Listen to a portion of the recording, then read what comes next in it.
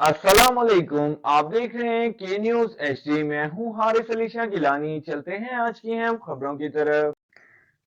تازہ ترین خبروں سے باخبر رہنے کے لیے ہمارے ساتھ رہیے. رخ کریں گے ساہیوال کا. مانچسٹر برطانیہ سے تعلق رکھنے والے معروف آرکیالوجسٹ مسٹر ولیم نے اپنے اہلیہ کے ہمراہ ساہیوال آرٹس کونسل کا دورہ کیا.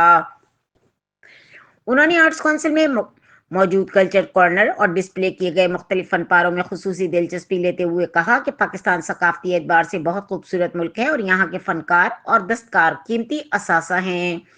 انہوں نے ساہیوال ڈویژن کے آرٹسٹوں اصغر مغل، یونس انصاری، عبد المتین، محمد زمان، اللہ دتہ، فرزانہ اور فاطمہ حسین کے پاروں میں گہری دلچسپی لی. اس موقع پر director Sahiwal arts council doctor Syed Riaz Hamdani نے آرٹس کونسل کی ثقافتی سرگرمیوں کی تفصیلات دیتے ہوئے بتایا کہ آرٹس کونسل مختلف ثقافتی سرگرمیوں کے ذریعے پاکستان کا حقیقی ثقافتی چہرہ نمایاں کرنے میں سرگرم عمل ہے.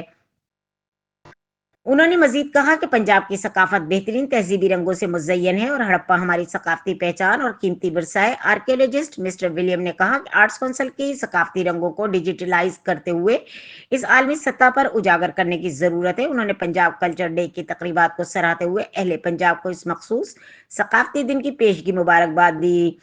مسز ولیم نے بھی ساہیوال کی خوبصورتی اور ثقافتی مظاہرے کو خوب سراہا. اسسٹنٹ ڈائریکٹر الیاس اکبر سگلا اور مصورہ میڈم سمرین بھی اس موقع پر موجود تھے.